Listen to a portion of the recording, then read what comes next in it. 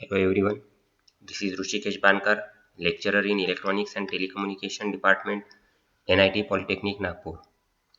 Today we will see the topic number 6.1, that is signal conditioning under the unit number 6 signal conditioning and data acquisition system. तो आज हम unit number 6 start कर रहे हैं जिसका नाम है सिग्नल कंडीशनिंग और डाटा एक्विजिशन सिस्टम। उसमें से जो टॉपिक नंबर 6.1 है वो आज हम देखेंगे और नाम है signal conditioning. So before start our today's lecture, first of all we will see what are the prerequisite of our today's lecture. So humidity measurement, then resistive hygrometer, then pH measurement. These are three topics we will cover in the last lecture. Now in today's lecture what we will see, basic introduction about unit number 6, that is signal conditioning, then what is the need of signal conditioning and the use of signal conditioning. So the learning outcomes, तो आज के जो learning outcomes हैं वो देखेंगे हम। You will able to learn about the basics of signal conditioning, then you will able to learn the need of signal conditioning and you will able to understand the use of signal conditioning. So these are the learning outcomes of our today's lecture. Now introduction to signal conditioning.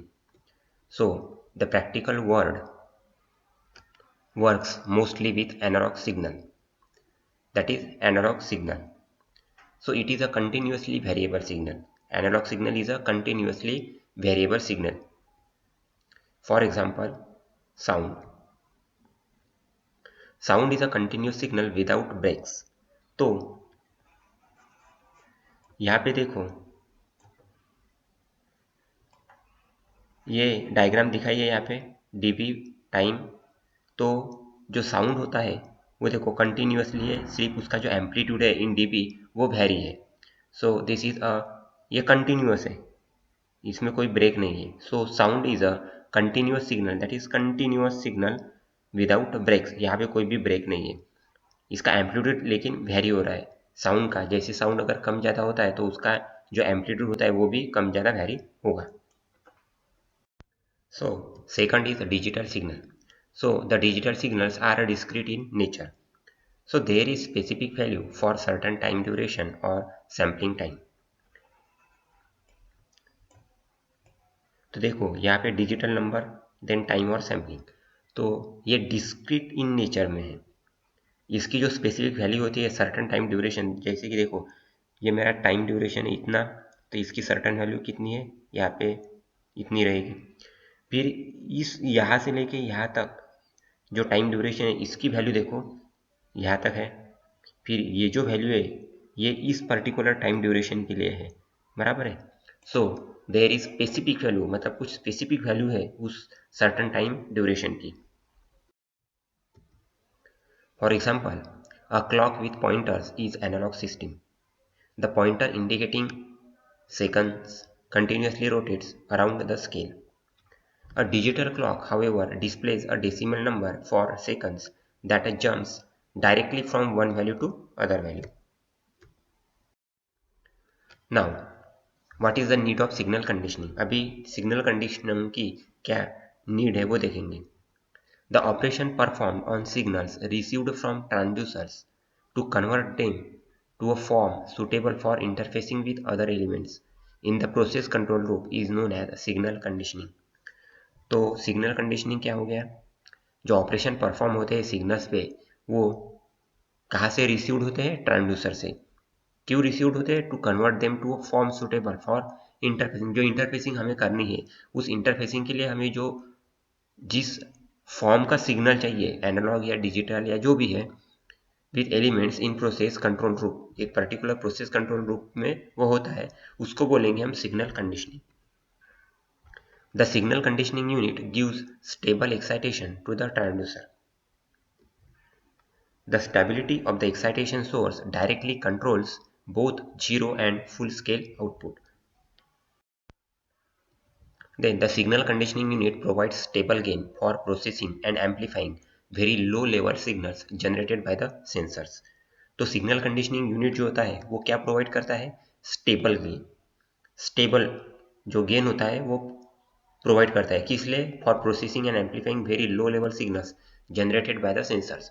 तो sensor से जो low level signal हमारे generate होते हैं उसको stable gain, उसको process करता है, एम्पलीफाई करता है फॉर स्टेबल गेन।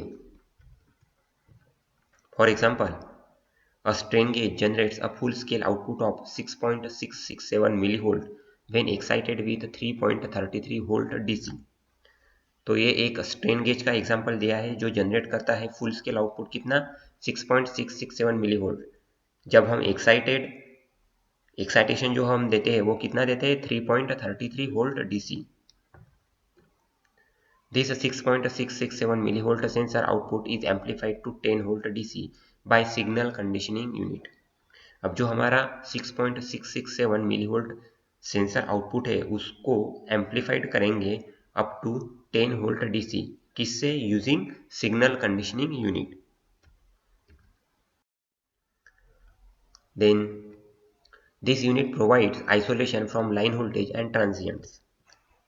तो यहाँ पे देखो, first block is transducer, second is signal conditioning unit and third is receiving equipment, मतलब आउटपुट रहेगा।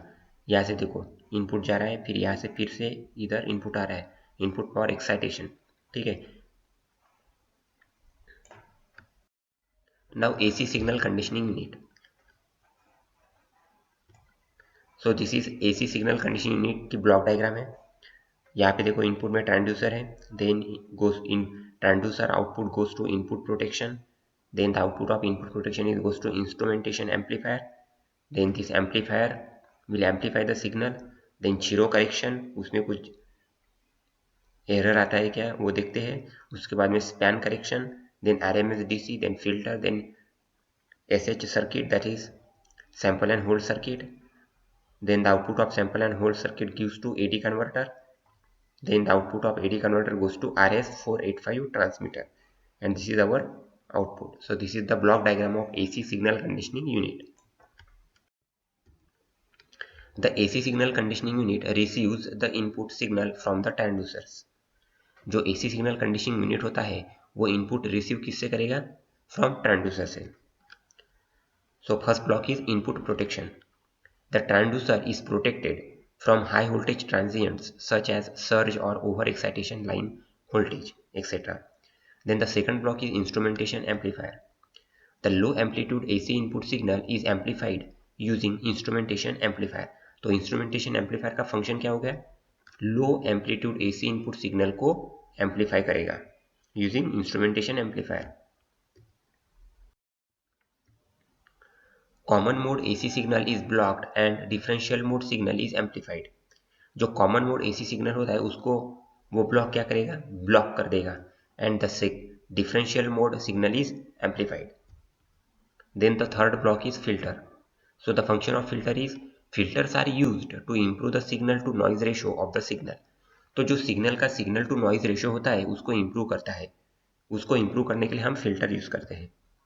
The high frequency noise pickup in signal is blocked. तो जो हाई फ्रीक्वेंसी नॉइज होता है उसको पिक करके करेगा सिग्नल में और उसको ब्लॉक कर देगा।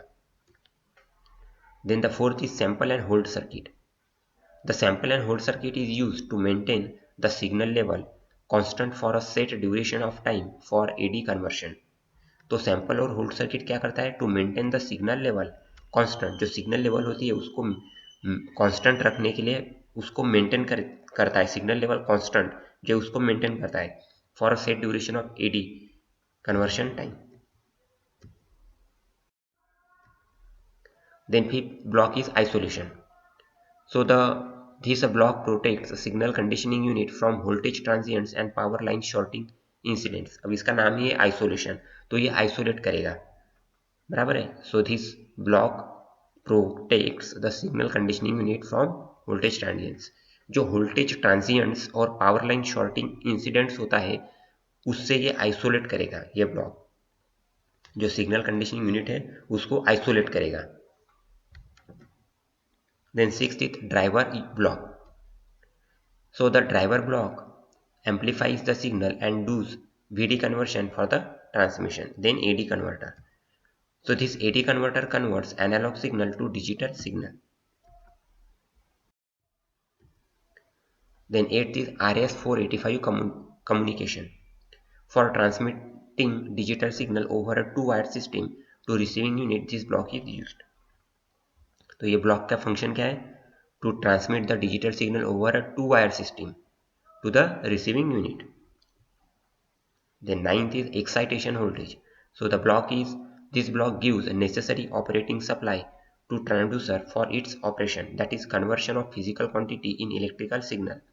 अब ये excitation voltage मतलब क्या करेगा? ये इनपुट देगा जो ऑपरेटिंग सिस्टम है हमारी, मतलब ये सप्लाई करेगा ऑपरेटिंग सिस्टम को voltage.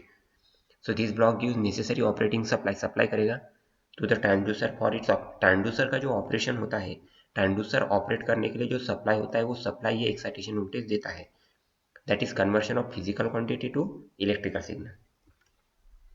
Excitation frequency of 1 kilohertz to 10 kilohertz is normally applied. अब इसकी जो एक्साइटेशन फ्रीक्वेंसी होती है वो उसकी रेंज क्या है? 1 किलोहर्ट्ज टू 10 किलोहर्ट्ज, ये नॉर्मली अप्लाई करते हैं. So then the program outcomes. तो इसमें हम जो हमारे पीओज है 7 पीओज वो मैप करेंगे. आज के लेक्चर में जो टॉपिक्स कवर किए उस टॉपिक्स को हम मैप करेंगे.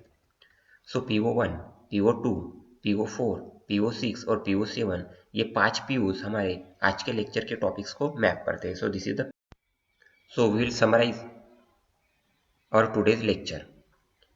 तो आज के लेक्चर में हमने क्या देखा? बेसिक इंट्रोडक्शन देखा डिजिटल सिग्नल. तो आज के लेक्चर में हमने सिग्नल प्रोसेसिंग का बेसिक इंट्रोडक्शन देखा. उसके बाद में सिग्नल कंडीशनिंग का नीड देखा, need of signal conditioning, then use of signal conditioning. So thank you.